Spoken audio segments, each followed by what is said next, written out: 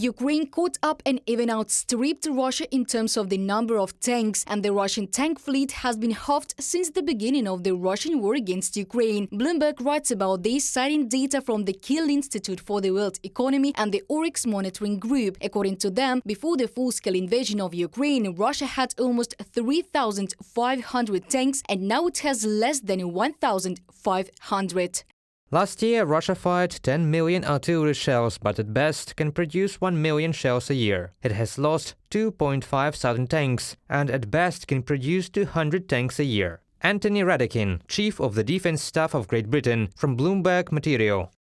The armed forces of Ukraine are superior to the Russian army in terms of the quality of artillery and missile systems either, and this is thanks to the support of Western partners. In total, the United States has provided more than $43 billion in military aid to Ukraine since the start of Russia's full-scale war against Ukraine, according to the Pentagon.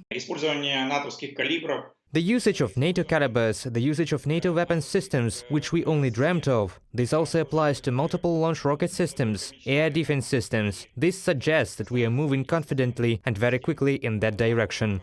In addition, the very tactics of warfare are outdated and obviously losing, experts say, and the Soviet-style equipment is inferior to the innovative technologies used by the armed forces of Ukraine.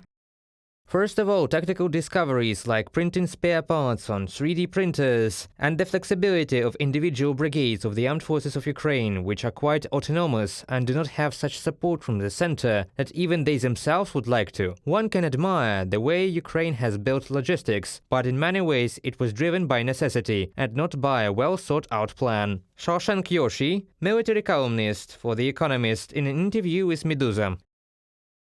The Russian army operates according to the patterns of World War II, while Ukraine is approaching NATO standards. According to the General Staff of the Armed Forces of Ukraine, more than 20,000 Ukrainian military personnel have been trained in 17 allied countries. Half of them are narrow specialists, for example, such as sappers, doctors, divers, scouts.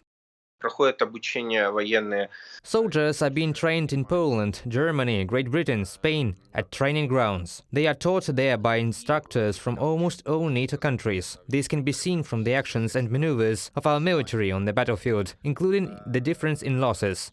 One of the most effective operations of the armed forces of Ukraine, analysts call the liberation of the Kharkiv region and in particular Izium. The offensive was so swift that the Russians had no choice but to simply flee.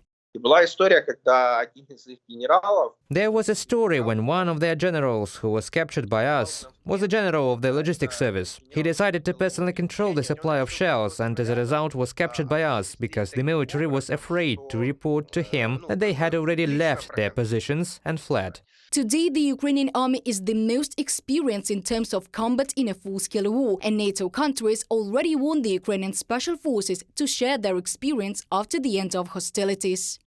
The British are probably number one in support of the Special Operation Forces. British instructors say, after the victory of Ukraine, we will take signs from your instructors, because no one in the world can do what you guys already can. And we really know how to beat the Russians. NATO was created 74 years ago to contain the aggression of the Russian Empire, which was then called the Soviet Union. And today NATO has already begun to realize that Ukraine is the only country in the world that is not an alliance member that has real combat experience of how to beat the Russians. Alexei Reznikov, Minister of Defense of Ukraine, from a message on the website of the Ministry of Defense of Ukraine.